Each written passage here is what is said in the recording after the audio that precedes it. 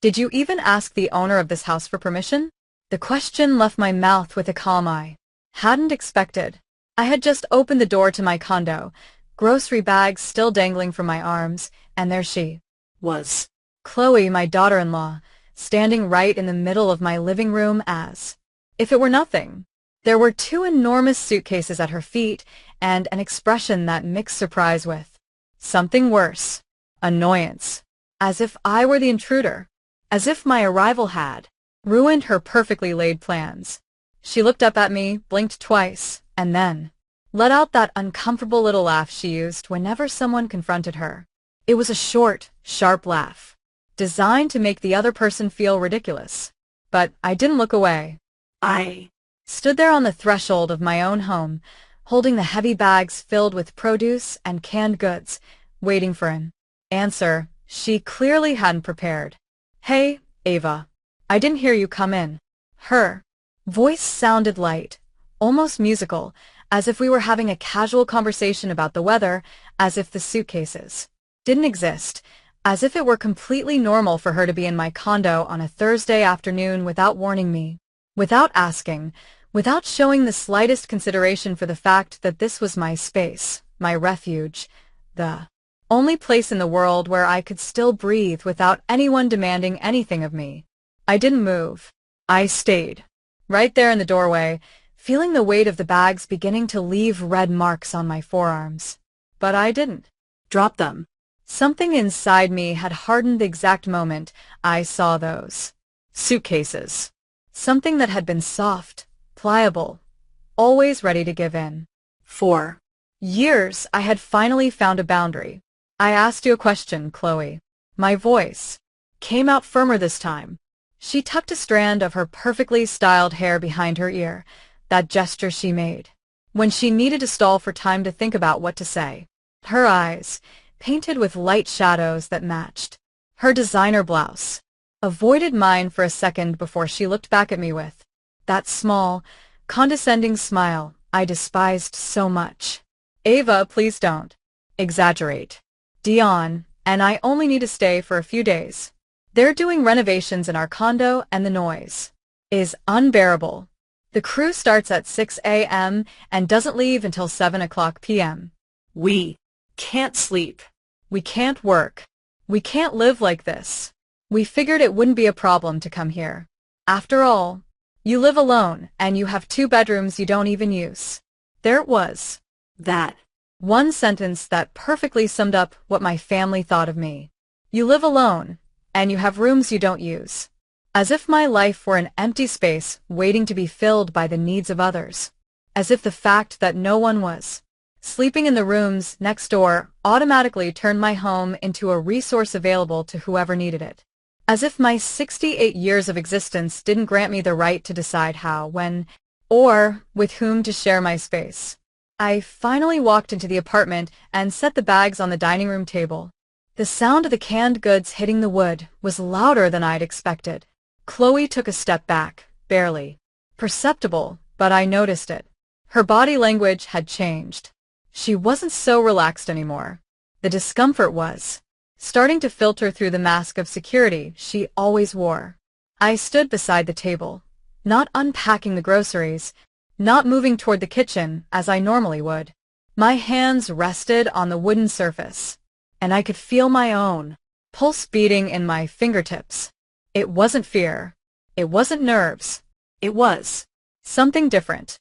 It was the feeling of reaching a point of no return. "Does Dion know you're here?" The question was rhetorical. I already knew the answer, but I needed to hear it. I needed to confirm what I already suspected. That my son had allowed this. That he had been part of this plan from the start, that they had both decided together that my consent wasn't necessary. Chloe let out a long dramatic sigh, as if I were being unreasonably difficult. "Of course he knows, Ava. It was his idea. Actually, he's finishing up some business at the office, and we'll be over later with the rest of our stuff. I thought he'd have called to tell you." He didn't call. No, he didn't call. And that silence, that absence of a simple phone call, told me everything I needed to know. My son Dion, the Child-eyed, raised alone after his father disappeared from our lives when he was only 7 years old. The same one I fed, with the salary from my double shifts, cleaning offices and serving coffee. The same one who hugged me when he was little and said that when he grew up, he would take care of me forever. That very son now considered it perfectly acceptable to move into my house without consulting me, as if I were an extension of his convenience, a resource at his disposal. I walked toward the suitcases. I stood in front of them, staring as if they were alien objects dropped from another planet. They were expensive, those brands Chloe flaunted on social media. Shiny, new, probably bought during one of those trips they took every couple of months while I was still using the same worn-out suitcase I'd bought 15 years ago at a liquidation sale. And you thought this was okay? Showing up at my house with your suitcases without asking if I was agreeable, without considering for even a moment that maybe I had plans, that maybe I value my privacy, that maybe I don't want people living here. Chloe crossed her arms over her chest. Her posture changed. She was no longer the casual, relaxed daughter-in-law. Now there was defensiveness in every line of her body. Ava, you're Dion's mother. We're family. I don't understand why you're making this so complicated. It's only for a few days, maybe a week. It's not like we're asking for something impossible. Besides, I thought you'd be happy to have company. You always say this place feels empty. Empty. The word echoed in my head like a funeral bell. Yes, I had once mentioned that the house felt silent after my sister, Olivia, moved out to live with her daughter last year. But there was an enormous difference between silence and empty. My house was silent because I chose it that way. Because after decades of noise, of demands, of being available to everyone but myself, I had finally found peace in the stillness. But Chloe had taken that casual confession and turned it into a justification, as if my moment of vulnerability gave her permission to invade my space, as if admitting I sometimes felt lonely was the same as begging someone to come fill every corner of my life without asking me first. Listen to me closely. My voice was low but firm. Chloe stopped moving. Something in my tone made her pay real attention for the first time since she'd arrived. This house can feel however it wants to feel to me. It can be silent or it can be full of noise. It can be empty or it can be complete. But what it will never ever be is available to anyone who decides to use it. And my permission. I am the owner of this house, Chloe. Not a convenient option when you two have a problem. She opened her mouth to reply, but at that moment we heard the sound of a key in the lock. The door opened and Dion, my son, walked in, carrying 2 more bags and wearing that carefree smile he used when he thought everything was under control.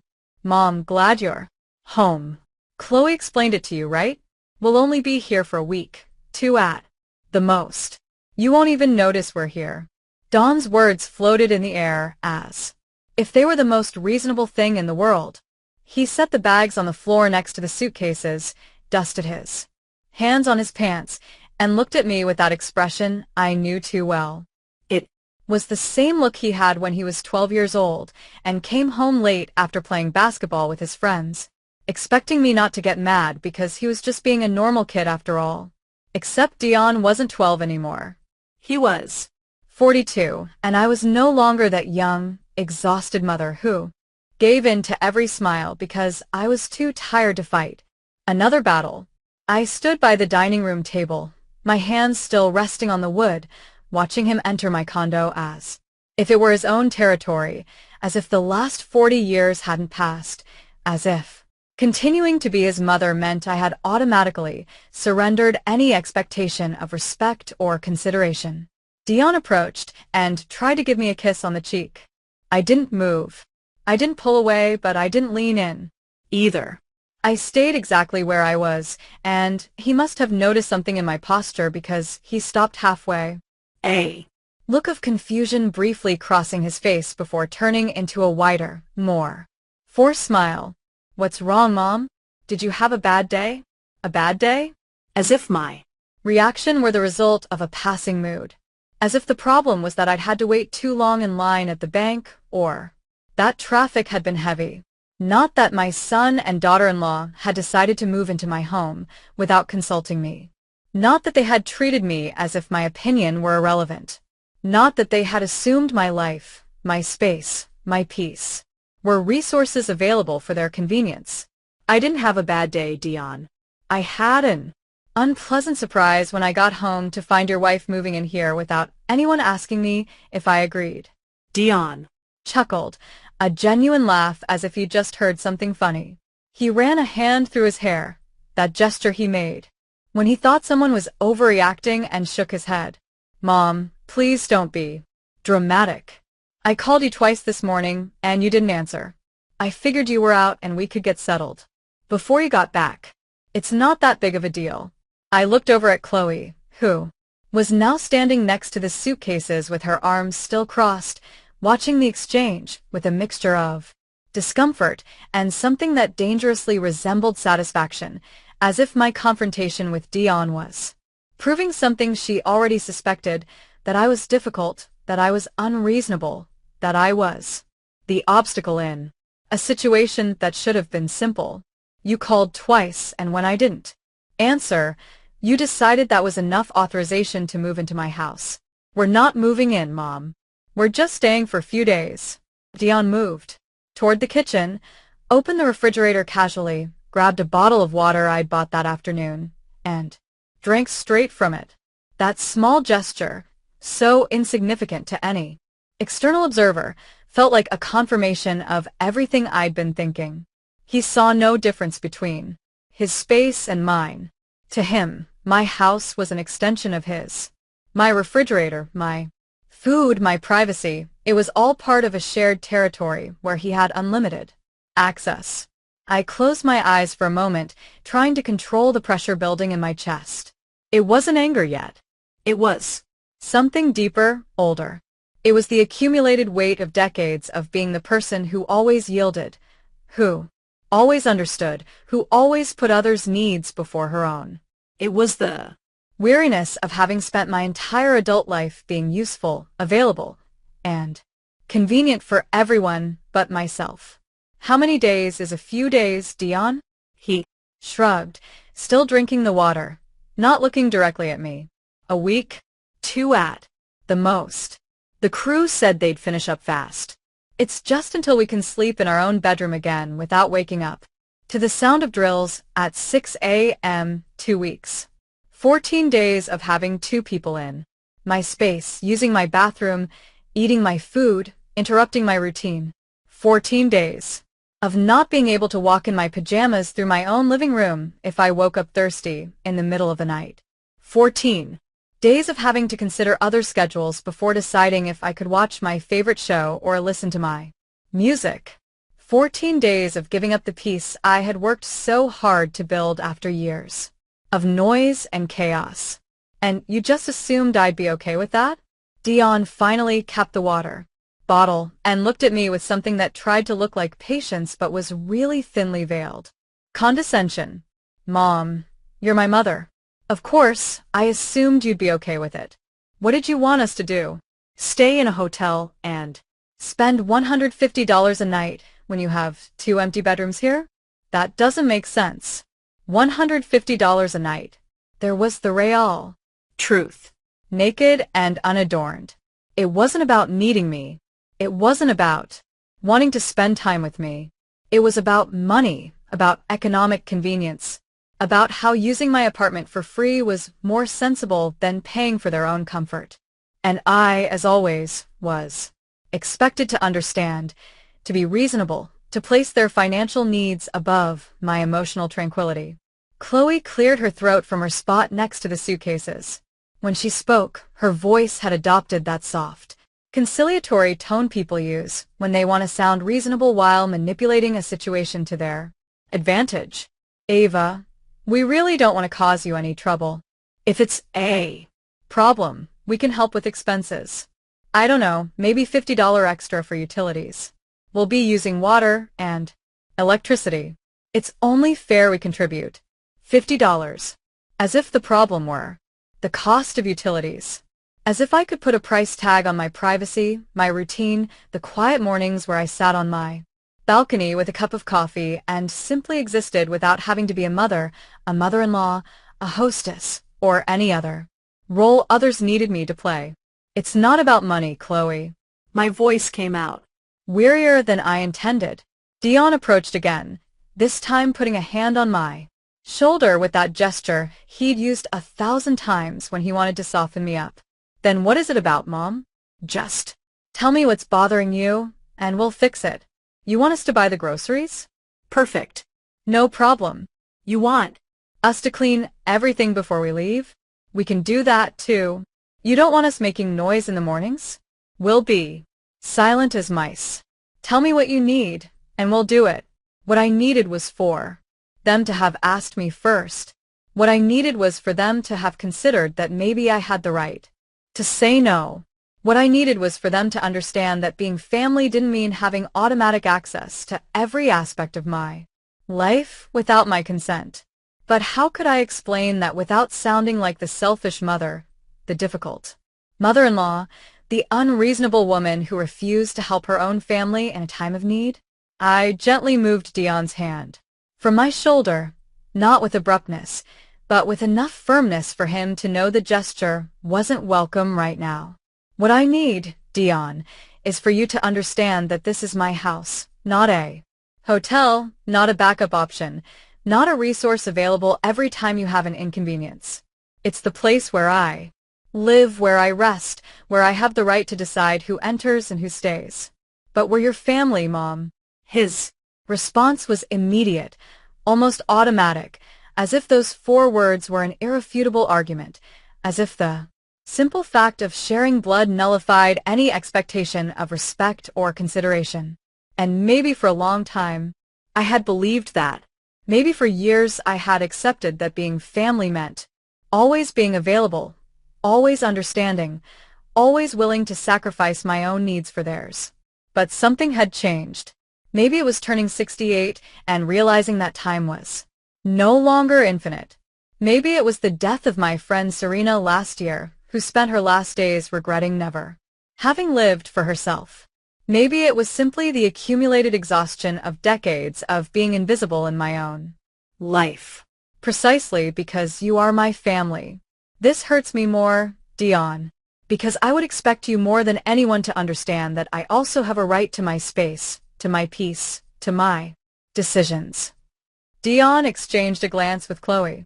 It was quick, barely a second, but I saw it. It was that look couples share when they think they're dealing with someone difficult when they need to stick together in the face of what they perceive as a shared problem. And in that moment, I was the problem. Dion Let out a long sigh, the kind he used when he felt a conversation was taking too long to get nowhere. He ran both hands over his face, a gesture of barely contained frustration, and then looked at me with that expression he had perfected over the years, that of the patient son dealing with a complicated mother. Fine, Mom. I get that you're upset because we didn't give you more notice. You're right about that. But we're already here. The bags are inside. Chloe's already unpacked a few things in the guest room. What do you want us to do now? Go look for a hotel at 6 p.m. on a Thursday, when I have meetings starting at 7 a.m. tomorrow. There was the guilt presented not as a direct emotion, but as a series of practical inconveniences I would be causing if I insisted on holding my ground. As if the fact that they had already started settling in without my permission now obligated me to accept the situation. As if their lack of planning automatically became my problem to solve. I looked down the hall toward the bedrooms.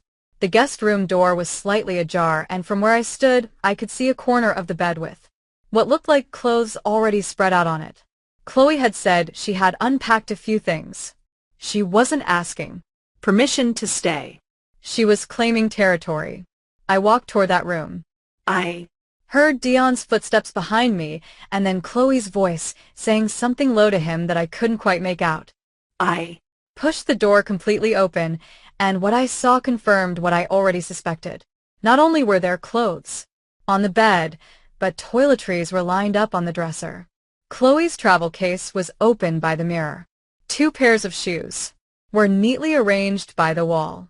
A laptop was plugged in next to the nightstand. This wasn't the preparation of someone planning to stay for a few days. This was the installation of someone planning to settle in for weeks. I turned to face Dion, who had stopped in the doorway with his hands in his pockets, watching me cautiously. "A week, you said." He nodded, though his eyes avoided mine for a second before looking back. 2 at the most. "Mom, I told you. And all of the setup is for 2 weeks. The laptop, the bath products, enough. Clothes for a month." Dion shrugged, that casual gesture he used when he wanted to minimize something he knew was important. "Chloe needs to work from here, and obviously we brought what we needed. To be comfortable. We weren't going to live out of a suitcase for 2 weeks. Comfortable, the word resonated in my head. They needed to be comfortable in my house, in my space, using my resources. And apparently I just needed to be understanding. I left the room and returned to the living room, where Chloe was now sitting in my favorite armchair.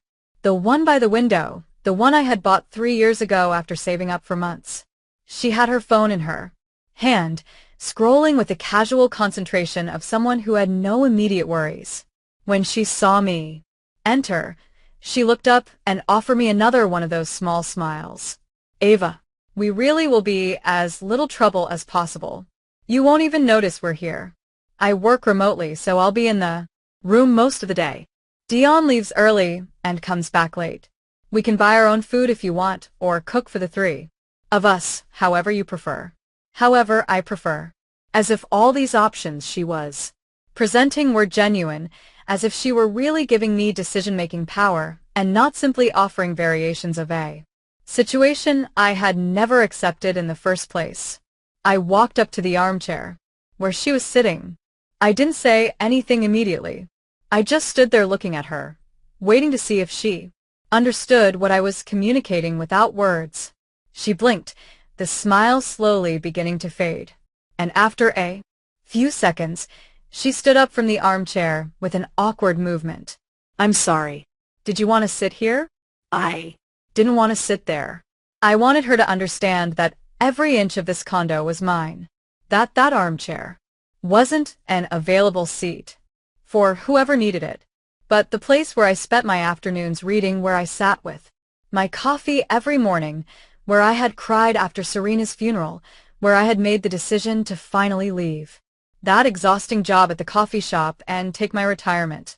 Dion walked into the living room at that moment, and the tension must have been visible because he stopped halfway, looking between Chloe and me, as if he were trying to gauge how serious the situation was. "Mom, can we talk for a minute?" just you and me?" I nodded. Maybe a private conversation with my son would achieve what this group confrontation wasn't.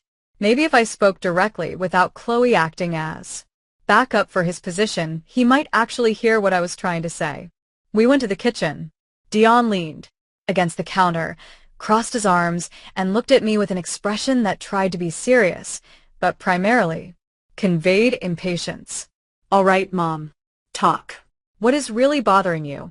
Because I feel like there's something more than just the fact that we didn't call you beforehand." There was something "More." Of course, there was something more. But how could I explain to my son that what bothered me was the accumulation of years of feeling invisible? How could I tell him that this incident with the suitcases was just the most recent manifestation of a pattern that had been repeating itself for decades? "You bother me, Dion." It bothers me that you grew up thinking my life is a resource available when you need me, but not a priority when it comes to basic consideration. He frowned, genuinely confused, as if my words made no sense.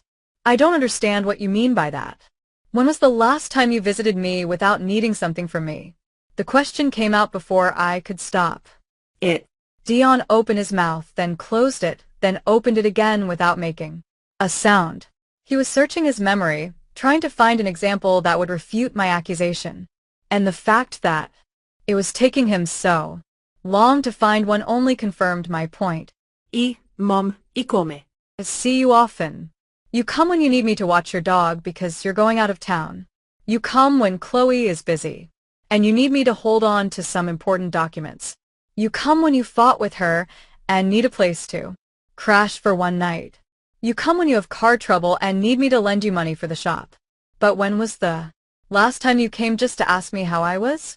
To spend an afternoon with me, to be interested in my life beyond what I can do for you? That's not fair, Mom.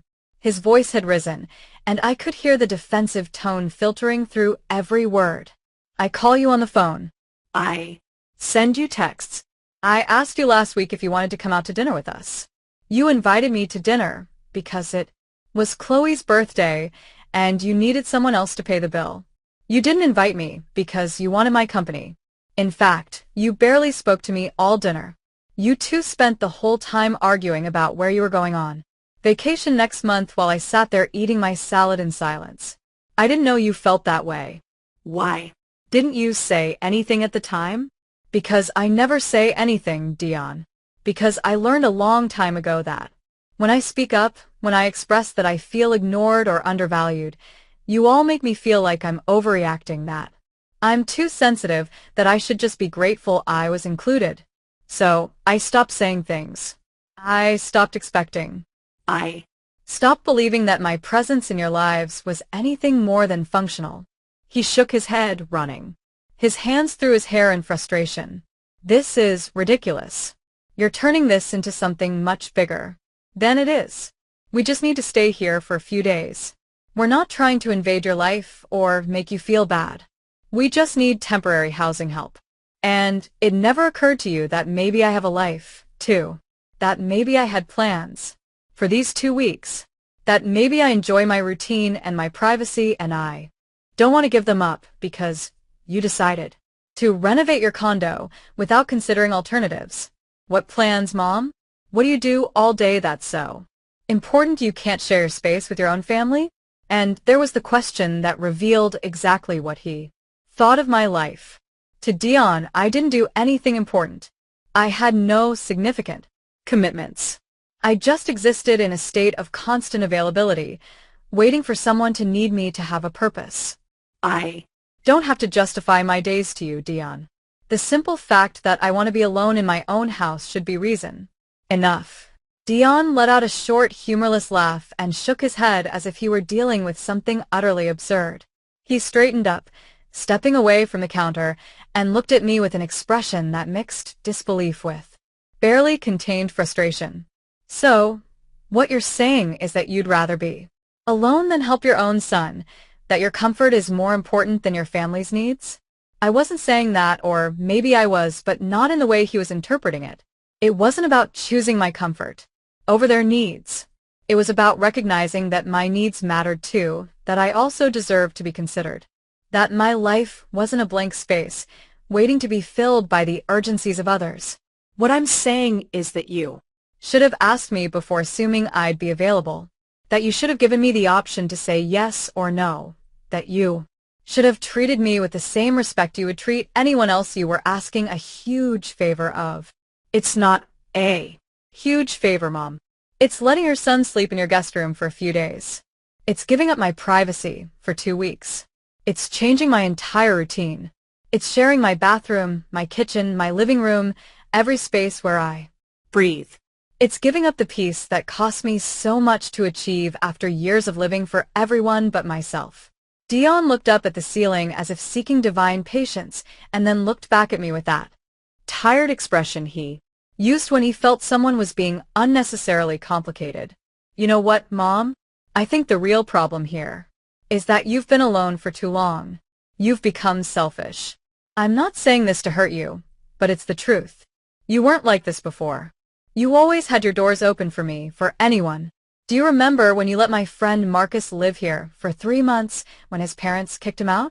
Do you remember when your sister Olivia practically lived here for a whole year? You never said anything. You never complained about your privacy or your routine back then. Of course, I remembered. I Remembered Marcus, who was 19 then, with nowhere to go after his dad kicked him out for flunking out of college. I Remembered cleaning up his dirty dishes every morning, doing his laundry because he never had time, cooking for two when I barely had enough money for one. I remembered Olivia, my older sister, who stayed with me after her divorce and turned my small condo into her healing space while I kept working double shifts to keep both our finances afloat. I remembered all that, and I also remembered how I felt during those periods. Invisible, exhausted, resentful, but incapable of expressing it because the people I loved needed me. And I had learned from a young age that women like me existed to be needed, not to need. You're right, Dion. I didn't say anything before. I swallowed my discomfort, and I smiled, and I pretended everything was fine, while I faded away a little more each day. I used to believe that being a good mother, a good sister, a good person meant constantly sacrificing myself for others. But you know what? I got tired. I got tired of being the convenient solution to everyone else's problems. I got tired of my generosity being taken for granted. I Got tired of waiting for someone to ever ask me what I needed. But we did ask you what you needed, Mom. We just asked you a moment ago. We told you to tell us what you want us to do. You asked me what I wanted after you'd already made the decision for me, after you'd already settled in, after the situation was already in motion. That's not asking. That's asking for retroactive permission, expecting me to feel so guilty for refusing that I end up giving. In any way, I walked out of the kitchen. I couldn't stay in that confined space, with Dion looking at me as if I were the problem, as if my resistance were a character flaw instead of a legitimate boundary. I returned to the living room, where Chloe was now standing by the window, arms crossed, watching the street below. She turned around when she heard me enter, and for the first time since she arrived, I saw something different in her expression. It wasn't her usual confidence. There was caution there now, maybe even a little worry. Dawn came out of the kitchen behind me, and the silence that filled the room was so thick I could almost feel it pressing against my skin. None of the three of us spoke for a moment. We just stood there forming an uncomfortable triangle of accumulated tension. Finally, Chloe was the one to break the silence. Her voice had lost that casual, confident tone. Now it sounded more careful, as if she were choosing every word with precision. Ava, if you really don't want us to stay, we can find another solution. We don't want you to feel uncomfortable in your own home.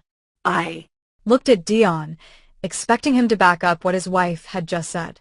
But he was looking away, his jaw tight, clearly annoyed at how this whole situation was unfolding. And in that moment I understood something I should have understood years ago. My son wasn't going to defend me. He wasn't going to acknowledge they had made a mistake. He wasn't going to validate my feelings or apologize for assuming my life was at his disposal. Because to him, I was still that mother who always said yes. That mother who moved mountains to make things easy for him. That mother whose love was measured in silent sacrifices and ignored needs. And any deviation from that pattern wasn't personal growth on my part, but a flaw that needed to be corrected. I sat down in the armchair by the window, the one Chloe had abandoned a few minutes ago. My legs were tired. My whole body was tired. In truth, it wasn't just the physical exhaustion from going to the grocery store or standing during this endless conversation. It was a deeper exhaustion, the kind that accumulates over decades of carrying the emotional weight of other people without anyone offering to help with your own. I want you both to explain something to me, and I want an honest answer. Dion finally looked at me, his arms crossed over his chest in a defensive posture. What do you want us to explain? If the situation were reversed, if I showed up at your condo with my bags without warning, saying I needed to stay for 2 weeks because there was a problem with my building, would you welcome me without a second thought? I saw the exchange of glances between Dion and Chloe. It was quick, barely a second, but it was enough. They both knew the answer, and they both knew the answer was different from what they expected of me. Chloe cleared her throat, searching for the right words. Well, we'd have to think about it.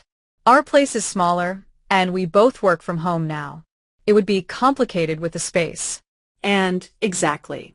It would be complicated. You'd have to think about it. You would consider your needs, your space, your comfort, and you'd be completely within your rights to do so. No one would judge you for protecting your privacy. No one would call you selfish for wanting to keep your routine intact. No one would expect you to sacrifice your peace of mind just because I'm family. But you're my mother, Mom. It's different.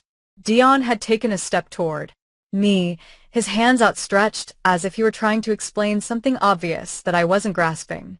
Why is it different? Because I'm your mother? Does that automatically mean I have less right to my own life? Does it mean my needs matter less than yours? Does it mean I can be ignored, invaded, and taken for granted because my role is to serve you? I'm not saying that. But you're demonstrating it, Dion, with every decision you make without consulting me. With every assumption that I'll be available, with every time you minimize how I feel because it doesn't align with what you need me to be. I stood up from the armchair and walked toward the suitcases that were still by the entrance. I looked at them as if I were seeing them for the first time. They were physical concrete objects, but they represented something much larger. They represented years of unestablished boundaries. They represented decades of teaching my son that my space was his space, that my time was his time, that my life was a shared resource he could take from without asking. And I had been the one who taught him that. I had created this pattern. For years, I had prioritized being the perfect mother, the available mother, the mother who never said no without realizing that by doing so, I was slowly erasing any expectation of reciprocity or respect. Dion approached and put his hand on my shoulder again, more gently this time. Mom, please, let's not make this harder than it has to be. We just want a place to sleep for a few days. We're not trying to take anything from you, but they were taking something from me.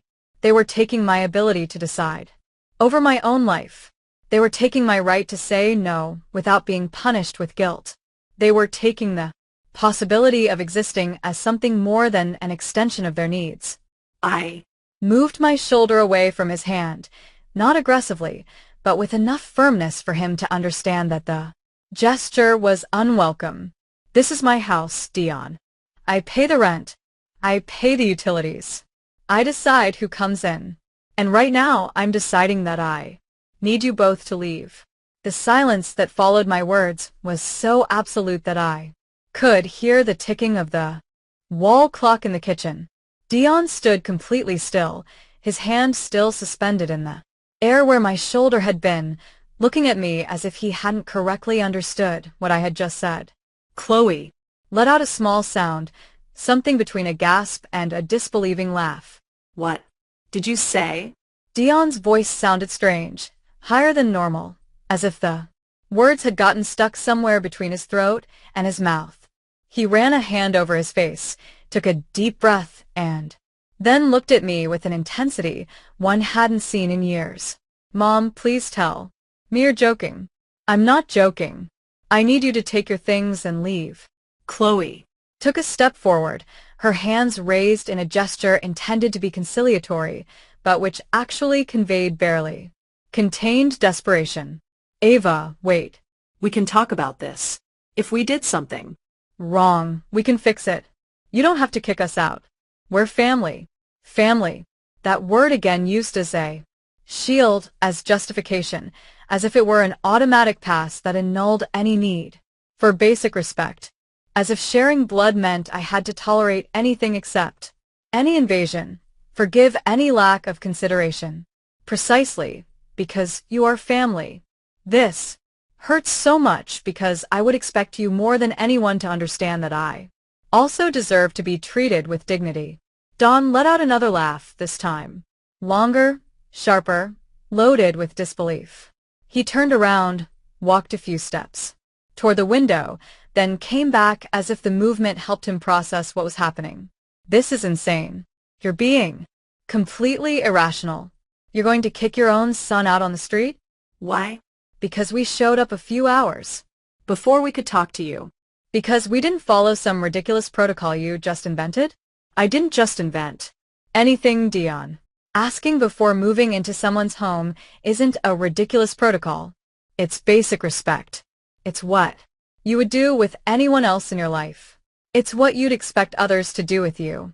He shook his head, his hands on his hips, looking at me as if he were seeing a stranger. I can't believe you're doing this after everything we've done for you. That sentence dropped between us like a stone. In still water. Everything they had done for me. I waited for him to elaborate, to tell me specifically what that everything referred to, but he didn't continue. He just stood there breathing heavily as if those words were enough of an argument by themselves. Everything you've done for me. Tell me, Dion, help me remember what exactly you two have done for me that justifies me giving up my peace of mind. Dion opened his mouth, then closed it. He looked at Chloe for support, but she was looking at the floor, biting her lower lip. He looked back at me, and now there was something different in his expression. It wasn't just disbelief or frustration. There was genuine escalating rage. You want a list? Fine. We bought you that new TV. Last year when yours broke down, I offered to pay you back for it. You told me it wasn't necessary, that it was a gift. And then you mentioned it at every family dinner for the next 6 months as an example of your generosity. We drove you to the emergency room when you twisted your ankle because I had no way to get there and you were passing by on your way home, and you dropped me off at the hospital entrance. You didn't come in with me. I waited 3 hours alone until a nurse got me a cab to get back. We invite you to dinner every time we celebrate something. You invite me when you need someone else to pay part of the bill, or when you need to look good in front of other people, showing that you're good kids who include their mother. But at those dinners, you talk between yourselves, check your phones, make plans that don't include me. I'm just there as family decoration. Dion took a step toward me, and there was something dangerous in his movement now. Not physically threatening, but charged with an emotion that was about to overflow. You know what your problem is, Mom? Nothing anyone does for you is enough. There's always something wrong. There's always a but. You always find a way to play the victim. I'm not playing the victim. I'm setting a boundary. There's a huge difference. No. What you're doing is punishing me because your life didn't turn out the way you wanted, because Dad left, because you had to work hard, because you feel lonely. And now when I finally have some stability, when I can finally ask you a favor, you decide it's the perfect time to collect emotional debts for things that happened decades ago. His words felt like physical blows, each one designed to hurt me, to make me doubt myself, to turn my legitimate boundary into an act of unjustified revenge. And the most painful part was that there was a kernel of truth in what he said. Yes, I felt lonely sometimes. Yes, I had carried resentments for years. Yes, there were moments when I looked at my life and wondered where all the time, all the energy, all the version of myself that existed before I became a mother, an employee, the person everyone needed me to be had gone. But that didn't change the fact that I had a right to my space, that I deserved to be consulted, that my life wasn't a territory available for invasion just because my son decided he needed it. You're right about one thing, Dion. My life didn't turn out the way I wanted. But you know what part didn't turn out the way I wanted? The part where I raised a son who sees me as a resource instead of a person. The part where I spent so many years being useful that I forgot how to be valued. The part where I convinced myself that love was measured in silent sacrifices and ignored needs. Chloe intervened, her voice trembling but trying to sound reasonable. Ava, please. We understand you're upset. We understand we made a mistake by not consulting you first. But kicking Dion out, kicking your own son out is a disproportionate reaction. It's cruel. Cruel. The word resonated in my head. It was cruel to protect my space. It was cruel to set boundaries. It was cruel to say no. But it wasn't cruel to show up unannounced. It wasn't cruel to assume my life was at their disposal. It wasn't cruel to minimize my feelings or treat me as invisible. The cruelty apparently only went in one direction. You know, what's really cruel?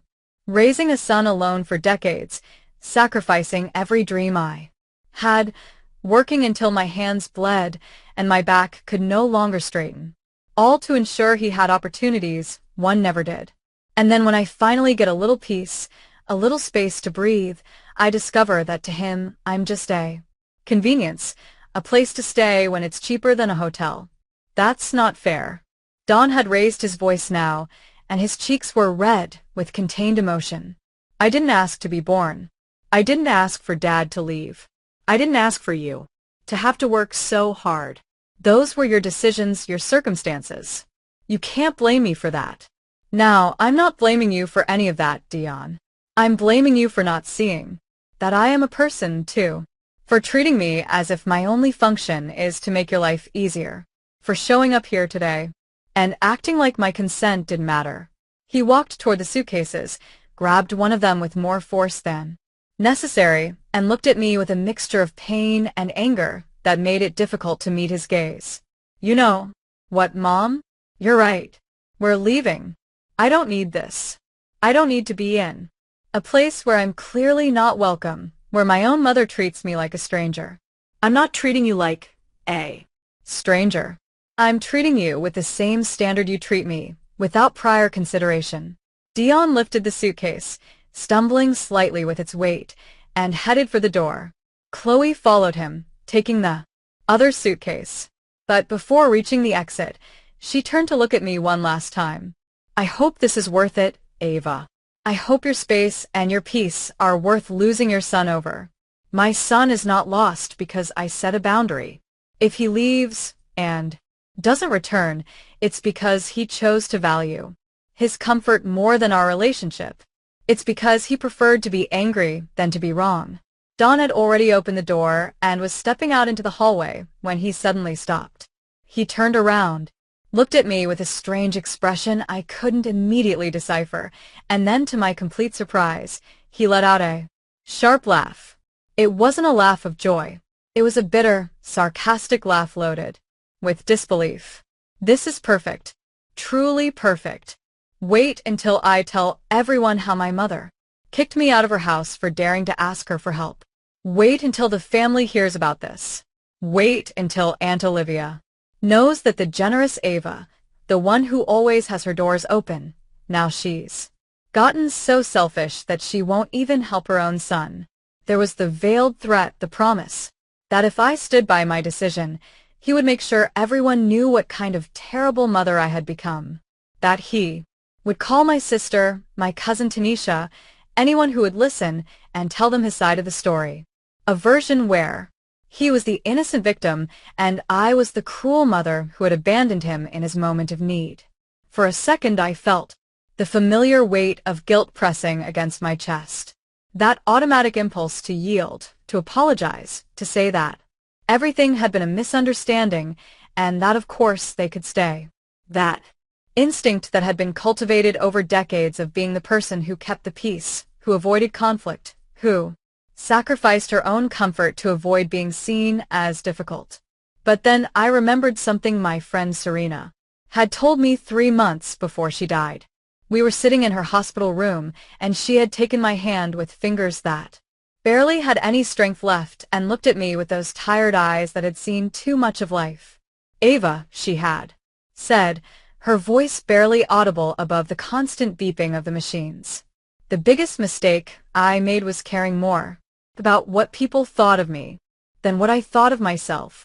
I spent 70 years trying to be what others needed, and now that I'm dying, I can't remember a single moment when I lived for myself. Those words had been ringing in my head since her funeral. And now, standing across from my son and his implicit threat to destroy my family reputation, I understood that the moment had come to decide what mattered more, the image others had of me or the truth of who I really was. Go ahead, Dion. Call whoever you want. Tell them whatever you want. If your version of events is that you asked respectfully and I denied you help for no reason, then so be it. But we both know that's not the truth. We both know you showed up here unannounced, assuming my house was your house, treating me as if my consent were irrelevant. Dion slammed the suitcase down on the floor with a dry thud. His eyes were bright now, not with tears, but with pure rage. You know what, Mom? You're right. I didn't ask for permission. And you know why? Because I never thought I'd have to ask my own mother for permission to stay in her house for a few days. Because I grew up believing that family helps without conditions. Because you taught me throughout my entire childhood that the doors of this house would always be open to me. Then I taught you wrong. I taught you that love meant unlimited access. That being family meant I had no right to say no. I taught you that my space was your space, and that my needs mattered less than yours. And now I'm correcting that mistake. Chloe intervened again, and now there were real tears running down her cheeks, though I wasn't sure if they were from sadness or frustration. Please, Ava, Dion, let's all calm down. It doesn't have to end this way. We can find a solution. We can't. There's nothing to solve. Chloe, you need a place to stay. I need my space. Those two things are not compatible. It's not complicated. Dion picked up the suitcase again and walked toward the hallway, stopping Right at the doorway. He didn't look at me when he spoke, and his voice sounded different now, colder, more distant. When you change your mind, when you realize what you just did, don't expect me to come back as if nothing happened. Don't expect me to forget that you kicked me out when I needed you. I didn't kick you out when you needed me. Dawn. I kicked you out when you decided that needing meant you could ignore me. He stepped out into the hallway without saying anything more. Chloe picked up the second suitcase, but before leaving, she turned to look at me. Her face was red, stained with tears, and there was something in her eyes that resembled genuine confusion. I don't understand you, Ava. I really don't. What kind of mother does this? The kind of mother who finally learned that loving herself is not an act of selfishness. It's survival. She shook her head, mumbled something I couldn't quite hear, and walked out into the hallway where Dion was already waiting for the elevator. I stayed standing on my doorstep, watching them. Dion's back was rigid, the posture of someone who felt profoundly betrayed. Chloe was checking her phone, probably looking up nearby hotels. The elevator arrived with a soft electronic chime. The doors opened. Dion entered first, dragging his suitcase with a jerky movement that made it hit the frame. Chloe followed, and just before the doors closed, Dion looked at me one last time. He didn't say anything, but the expression on his face said it all. Disappointment, anger, incomprehension, and something deeper. Something that resembled the genuine pain of someone who felt they had just lost something important. Part of me wanted to run to the elevator, stop the doors before they closed, tell them to come back, tell them I was sorry that they could stay. That part of me that had spent decades learning to prioritize the emotional comfort of others over my own. That part that had been trained to believe that conflict was the worst possible outcome, worse even than my own unhappiness. But I didn't move. I stood there watching the elevator doors close, listening to the mechanical sound of its descent, knowing that with every floor they went down, I was also closing a chapter of my life. I went back into my condo and closed the door. The silence that greeted me was different from other nights. It wasn't the comfortable silence of chosen solitude. It was the heavy silence of consequences, of difficult decisions, of bridges I might have just burned. I walked toward the guest room where Chloe had begun to settle in. The clothes were still spread out on the bed. The toiletries were still lined up on the dresser. The laptop was plugged in next to the nightstand, its indicator light blinking softly in the room's gloom. I began to put away their things. I folded the clothes carefully, though my hands trembled slightly. I put the toiletries in a plastic bag. I unplugged the laptop and placed it on the bed with the other belongings. I didn't do it out of cruelty. I did it because I needed to reclaim this space. I needed it to stop being the place where someone else had decided to settle without my permission, and return to being simply my guest room. Empty, yes, but empty by my choice. When I finished, I left everything neatly arranged on the bed. If Dion or Chloe came back for their things, they would find them ready, respected, and cared for. Because that was the kind of person I was. Someone who could set firm boundaries without needing to be cruel. Someone who could say no without destroying what belonged to the other. I returned to the living room and sat down in my armchair by the window. Outside, the evening was beginning to darken. The lights in the neighboring condos were turning on one by one small illuminated windows in the twilight. I wondered how many of those windows held stories similar to mine. How many women were sitting in their own living rooms wrestling with the weight of having set a boundary?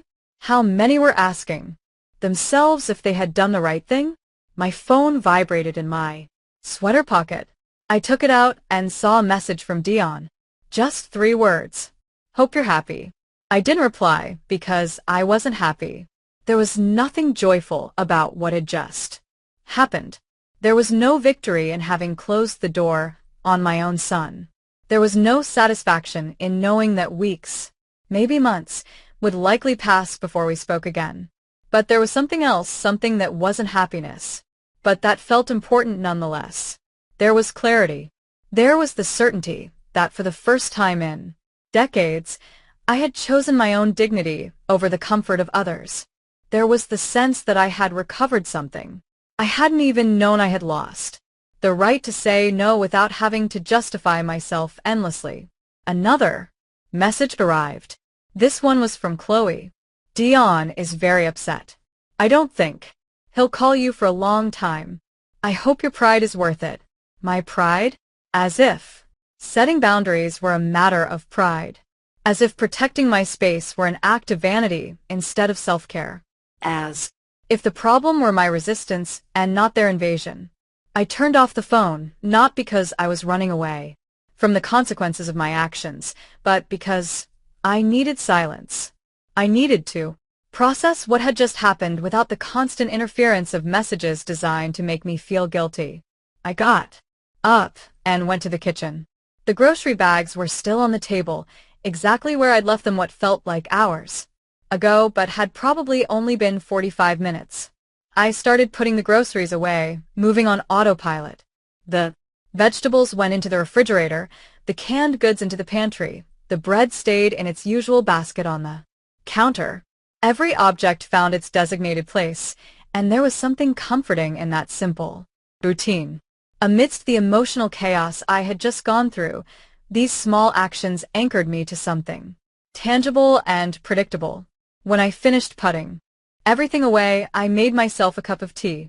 I heated the water, chose my favorite mug, the light blue ceramic one I bought at a local market years ago, and watched the leaves slowly expand in the hot water.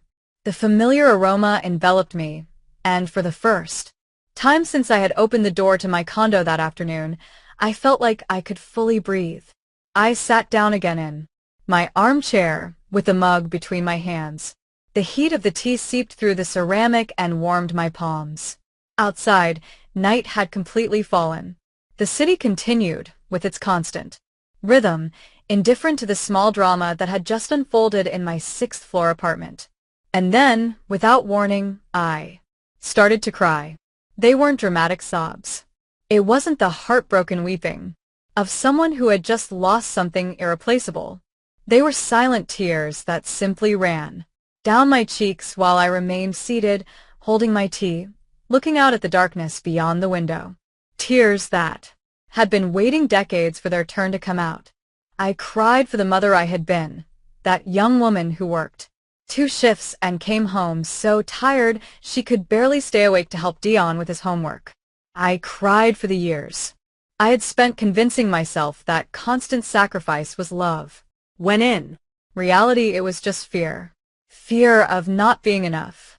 Fear that if I didn't give myself completely, my son wouldn't love me. Fear of ending up alone. And now, here I was alone, anyway. But it was a different kind of solitude. It wasn't the result of abandonment or rejection. It was the consequence of choosing my own dignity. And though it hurt, it felt as if I had lost something important, there was also a strange sense of relief, like when you finally Let go of something heavy you've been carrying for so long that your arms had forgotten what it felt like not to carry. It. I remembered a specific moment when Dion was 8 years old. It had been a Particularly difficult day at my coffee shop job. A customer had yelled because his order took too long. My boss had reprimanded me for something that wasn't my fault, and I had come home with my feet so swollen I could barely walk. Dion was in the living room watching television when I walked in. "Mom," he had said without taking his eyes off the screen. I'm hungry. I had dropped my bags by the door, kicked off my shoes that were squeezing my aching feet, and gone straight to the kitchen to prepare him something to eat. I hadn't even sat down first. I hadn't even taken a moment for myself, because that's what good mothers did. Good mothers put their children's needs before everything else. But what was I really teaching him with that behavior? I was teaching him that women existed to serve, that mothers had no boundaries, that saying, "Give me a minute, I'm tired," was selfishness instead of basic self-care. And now, 34 years later, my son had grown up believing exactly that. It wasn't entirely his fault. I had been his most consistent teacher in that mistaken lesson. Every time I had ignored my own needs for his, every time I had smiled, despite being exhausted, every time I had pretended everything was fine when I was actually falling apart inside, I had taught him that I didn't matter as much as he did, and he had learned the lesson perfectly. I took a sip of my tea. It was getting cold, but the familiar taste comforted me anyway. I thought of Serena, again, of those last conversations we had in the hospital. She had been so brave in the end, facing death with a brutal clarity that only comes when there's no time left for comforting lies. You know what's the saddest thing, Ava? She had told me one afternoon while I was peeling an orange to share with her. "It's not that I'm dying. We all die eventually. The sad thing is that I spent my whole life waiting for the moment when I could finally live for myself. When the kids grew up, when I retired, when I had more money, when. And now that moment is never going to come because I ran out of time." She had squeezed my hand with surprising strength for someone so frail. "Don't make my mistake. Don't wait until it's too late. If you need to say no, say it. If you need space, take it. If you need to choose yourself, do it because no one else is going to do it for you." I finished my tea and placed the empty mug on the side table. I remained seated in the silence of my condo, listening to the distant sounds of the city. A car passed on the street below. Someone laughed in one of the neighboring apartments. Life continued, indifferent to my small personal revolution. My phone vibrated again. This time it was a message from my sister Olivia. Dion had already called her. Of course, the news of what I had done was already circulating through the family. "Ava, what happened?" "Dion called me very upset, saying you kicked him out of your house. He says they only needed to stay for a few days. Is that true? Call me when you can." I could perfectly imagine that conversation. Dion presenting himself as the misunderstood victim. Olivia always so diplomatic, trying to understand both sides, but probably leaning toward sympathy for Don, because he was the baby of the family after all.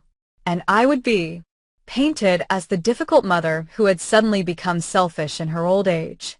I should have felt anger at the prospect of being misinterpreted. I should have wanted to call Olivia immediately to give my side of the story, to defend myself, to ensure everyone understood that I wasn't the villain in this story. But I realized something important. I didn't care as much as I thought I would, because the truth was Olivia, despite being my sister and loving me in her own way, had never truly understood why I had allowed her to stay in my condo for a full year after her divorce. She had never recognized the sacrifice that had represented for me. She had assumed, like everyone else, that I had plenty of space and plenty of time and plenty of energy, because that was what women like me had. Scraps of ourselves to distribute to whoever needed them. I wasn't going to call her. At least not tonight. Maybe tomorrow, maybe the day after, Or maybe never. Maybe it was time to let people think what they wanted to think. Maybe it was time to stop expending my energy trying to control the narratives others constructed about me. I got up from the armchair and walked toward my bedroom. As I passed the guest room, I glanced inside. Chloe's things were still there, neatly arranged on the bed. I would have to Called Dion tomorrow to tell him he could come pick them up whenever he wanted, but that was a problem for tomorrow, not tonight. In my bedroom, I changed slowly. I put on my most comfortable pajamas, the soft cotton ones that were a little worn but felt like a hug. I washed my face, brushed my teeth, following each step of my nightly routine with deliberate slowness. Each action was a silent affirmation. This is my space. This is my time. This is my life. I got into bed and turned off the light. The darkness enveloped me, and with it came a thought I hadn't expected. Pure and simple relief. I Wouldn't have to wake up early tomorrow because of the noise of other people moving around my condo. I wouldn't have to share the bathroom or wait my turn for coffee. I wouldn't have to moderate my behavior or consider the needs of others before deciding what I wanted to do with my day. But along with the relief came the weight of the pain too. Because my son was angry with me because there was a rift in our relationship that I didn't know when or how it would be repaired because I had chosen my peace over his convenience. And that choice had consequences I would have to face. I allowed myself to feel both things at once, the relief and the pain, the certainty of having done the right thing, and the sadness of the consequences, the strength of having established boundaries, and the vulnerability of not knowing what came next. I closed my eyes and gradually let sleep take me. Before falling completely asleep, I had one final thought. Maybe this was what it meant to truly grow up. Not when you formally became an adult. Not when you had a job or a house or even a child. But when you finally learned that loving yourself was not selfishness. It was responsibility. It was justice. It was the only way to live. With integrity. And with that thought, I finally allowed myself to rest. I woke up the next day with sunlight streaming softly through my bedroom window. For a moment, in that hazy space between sleep and waking, everything seemed normal. But then the memory of what had happened. The previous night returned with the force of a cold wave, and I lay there looking at the ceiling, slowly, processing the fact that I had kicked my son out of my house. I got out of bed and followed my morning routine just as I always did. I went to the bathroom, washed my face with cold water, brushed my teeth. Each familiar action helped anchor me to the present to remember that life continued despite the emotional drama of yesterday. But when I left my bedroom and walked toward the kitchen, I couldn't help but look toward the guest room. The door was still ajar. Chloe's things were still on the bed, waiting to be claimed. I made coffee. The rich aroma filled the kitchen as I took out my favorite mug and waited for the coffee maker to finish its work. I poured myself a cup, added a splash of milk as usual, and sat down by the living room window. Outside, Friday morning was in full swing. People were walking to their jobs. Kids were on their way to school. The world kept turning, completely oblivious to the small personal earthquake I had experienced. My phone was on the table, where I had left it the night before. I turned it on with some apprehension, knowing there would probably be more messages. And there were 3 more from Olivia, each one more insistent than the last. One from my cousin Tanisha asking if I was okay, and one from Dion that simply said, "I'm coming by this afternoon to pick up our things. You don't need to be there if you don't want to." I read that last message several times, trying to decipher the tone behind the words. Was it consideration? Was it coldness? Was it his way of giving me an out? Of allowing me to avoid an awkward confrontation? I wasn't sure, but what I did know was that I wasn't going to hide in my own home. If Dion was coming to get his things, I would be here. I replied with a simple, "I'll be here. Ring the bell when you arrive." I spent the morning cleaning not because the condo was dirty, but because I needed to keep my hands busy. I vacuumed the entire living room, I wiped down the kitchen counters until they shone. I changed the sheets on my Bed, even though I had changed them just 3 days prior. It was physical therapy, a way to process the whirlwind of emotions still churning inside me. Around noon, I finally decided to call Olivia, not because I felt I owed her an explanation, but because she was my sister, and despite everything, I cared what she thought. I dialed her number and waited while it rang. Ava, thank goodness. I've been worried all night. Olivia's voice sounded genuinely distressed, and something in me softened. a bit. Olivia. I'm sorry I didn't answer sooner. It was a rough night. Dion told me what happened. Well, he told me his version. I want to hear yours. At least she hadn't automatically assumed Dion was right, and I was wrong. I'm mentally for that before starting to explain the situation. I told her about the suitcases at the entrance, about how they hadn't consulted me, about the conversation we'd had, and how it had escalated until I finally asked them to Leave. Olivia listened in silence, interrupting me only occasionally with clarifying questions. When I finished, there was a long pause before she spoke. I understand why you felt that way, Ava. I really do. But don't you think maybe you overreacted a little? It's Dion. He's your son. Surely, you could have found a way to resolve this without kicking him out. There was the answer I had been expecting. That subtle suggestion that I had exaggerated, that I had taken things too far. And maybe she was right. Maybe there were other ways to handle the situation. But I also knew that if I had given in, if I had allowed them to stay after showing up without asking, I would be teaching Dion once again that my boundaries didn't matter. I didn't overreact, Olivia. I reacted appropriately. Dion is 42 years Old.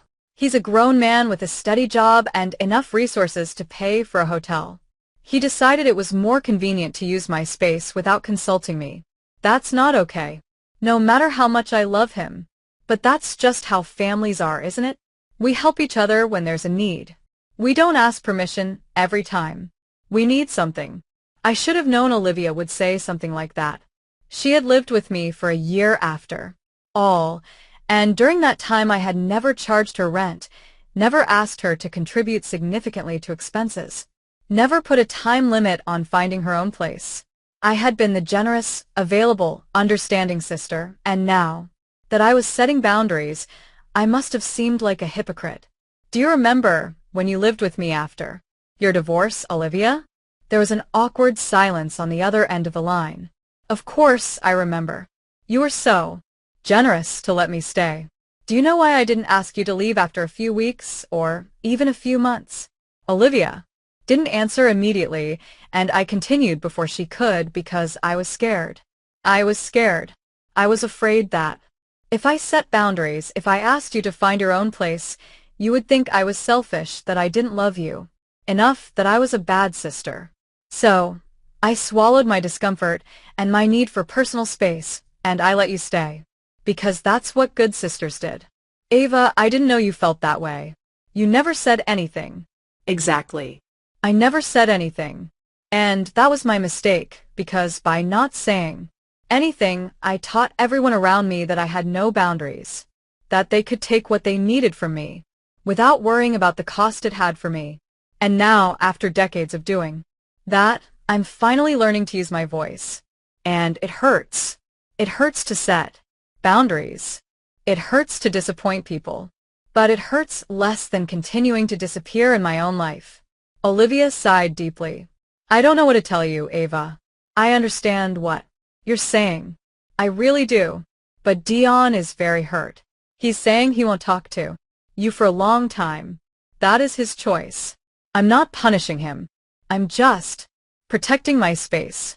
If he decides that's reason enough to cut contact with me, then that says more about him than It does about me. We talked for a few more minutes before hanging up. The conversation hadn't ended badly, but it hadn't left me with the feeling of having been completely understood either. Olivia was a product of the same generation as me, raised with the same expectations about what it meant to be a good woman, a good mother, a good sister. It was difficult for her to understand why I was rejecting those rules now after having followed them so faithfully for so long. At 3 p.m., the doorbell rang. I got up from the sofa, where I had been reading. I took a deep breath and went to open the door. On the other side was Dion. He was alone. There was no sign of Chloe. He was carrying 2 large canvas bags likely to put the things they had left behind in. "Hello, Mom. His voice was flat, without emotion. It wasn't hostile, but it wasn't warm either. It was the voice of someone fulfilling an uncomfortable obligation. "Hello, Dion." Come. He Moved past me without making eye contact and headed straight for the guest room.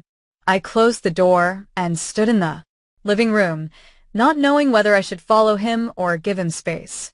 I finally decided to stay where I was, but left the guest room door in view.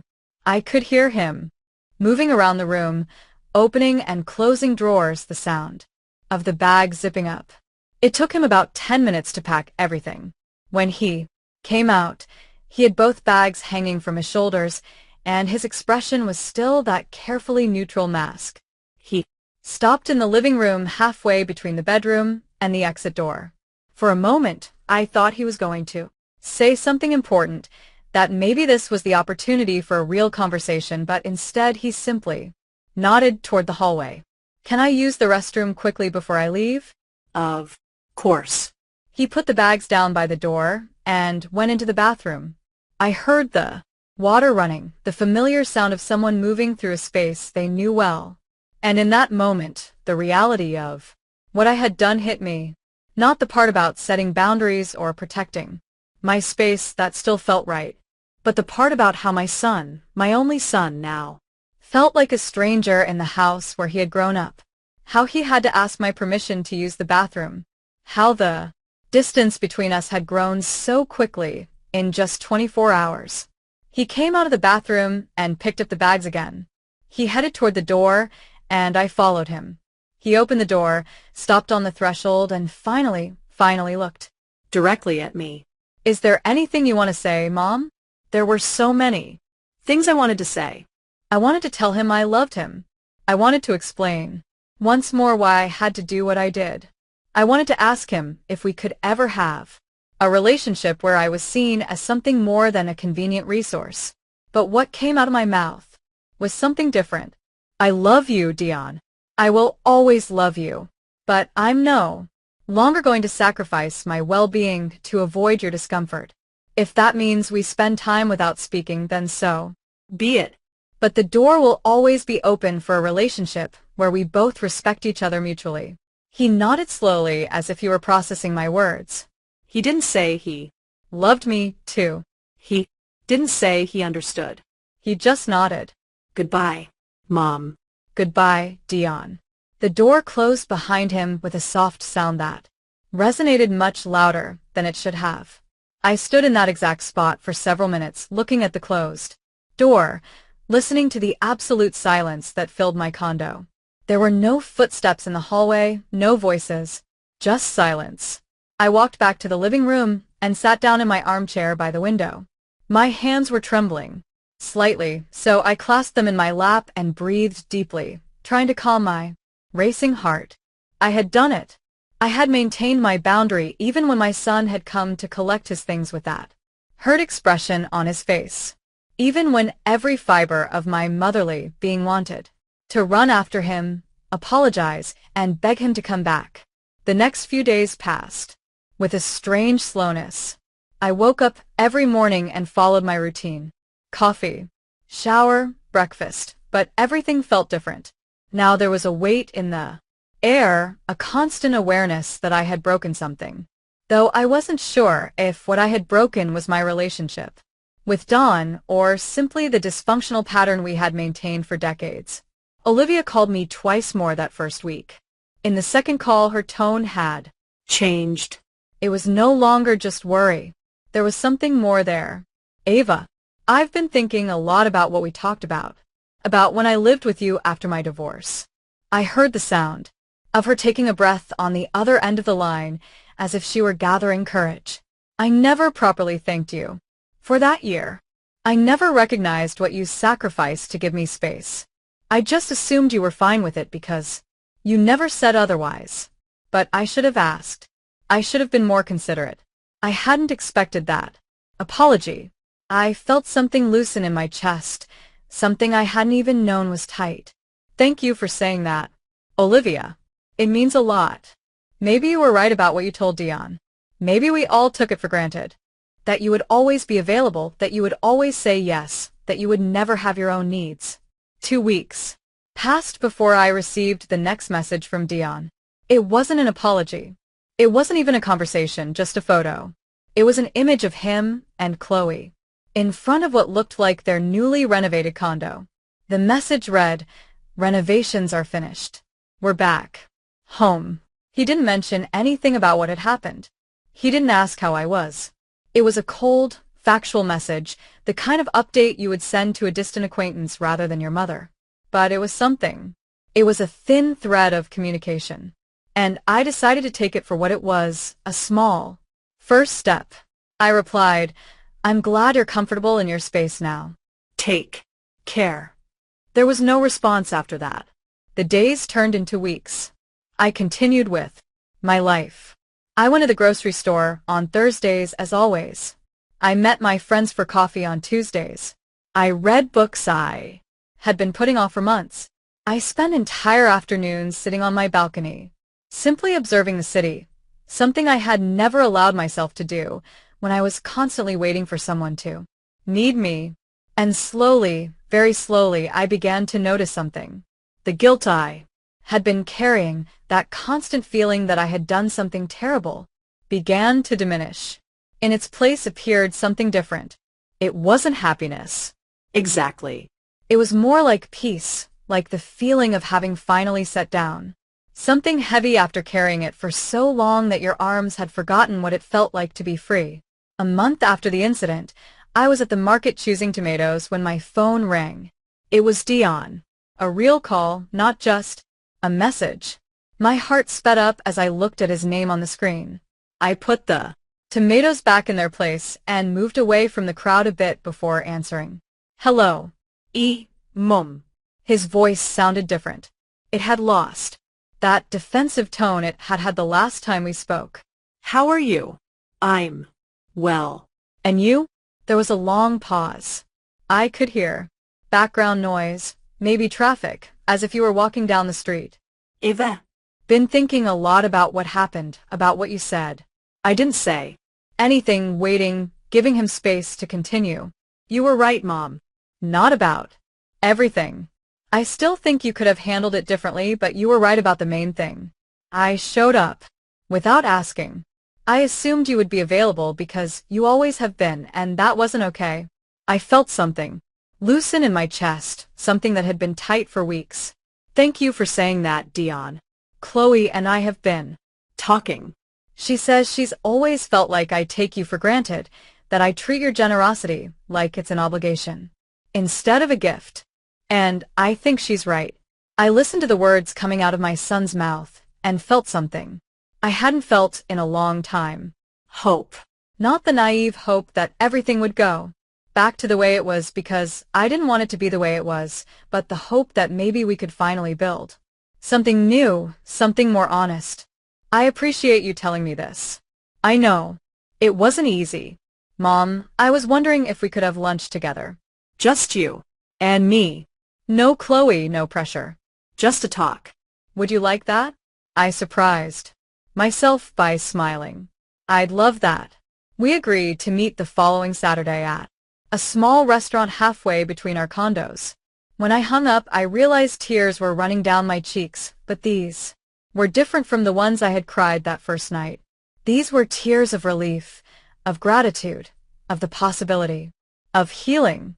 Saturday arrived, and I found myself nervous in a way I hadn't experienced in years. I changed clothes 3 times before settling on a simple brown dress that made me feel comfortable and dignified at the same time. I arrived at the restaurant 5 minutes early and waited at a table by the window. Dion arrived exactly on time. He looked different, too. There was Something in his posture, in the way he approached the table, that was more humble than before. He sat down across from me, and for a moment we simply looked at each other. Mom. Son. We ordered food, and at first the conversation was clumsy, full of awkward pauses, but gradually, as we ate, the words began to flow more easily.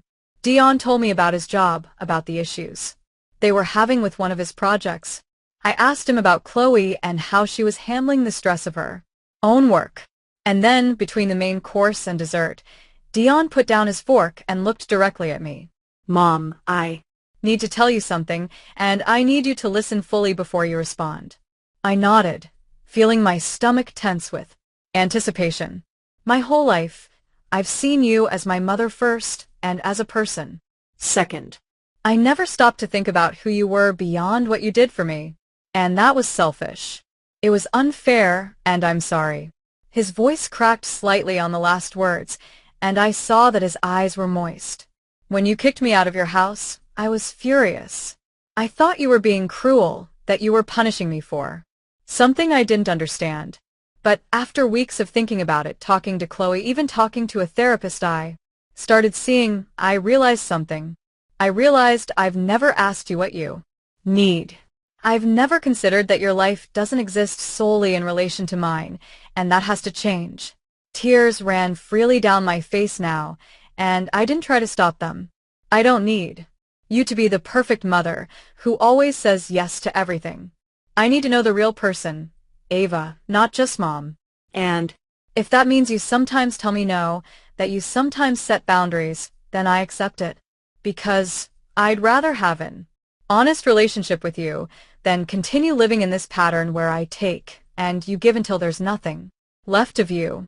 I reached my hand across the table and took his. It was warm and slightly trembling. Thank you, Dion. You don't know how much it means to hear that. We spent the next 2 hours truly talking. Not the superficial conversation we had maintained for years, but a real conversation about who we were, what we needed, and how we could have a relationship that worked for both of us. It wasn't perfect. There were awkward moments, difficult admissions, and truths that hurt to speak, but it was real, and that was infinitely more valuable than the false harmony we had maintained before. when We finally said goodbye at the restaurant door. Dion hugged me. Not the quick, obligatory hug of family gatherings, but a real long hug.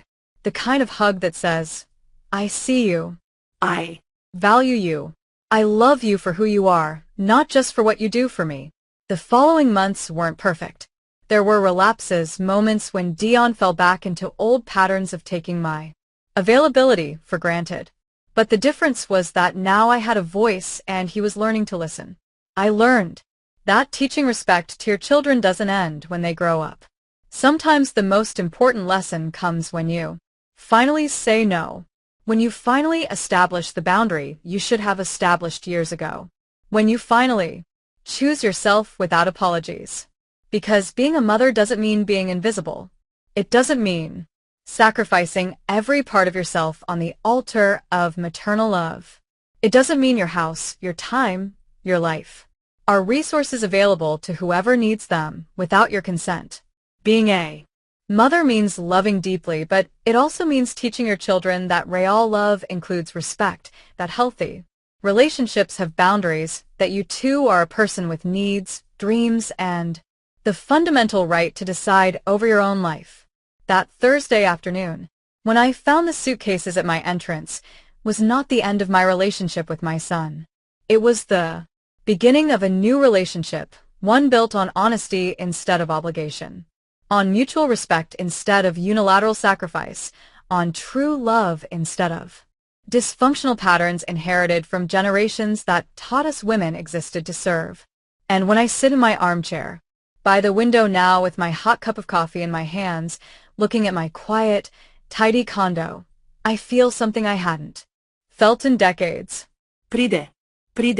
Pride in having chosen myself. Pride in having found my voice. Pride in having taught my son that love doesn't mean the absence of boundaries but the presence of respect.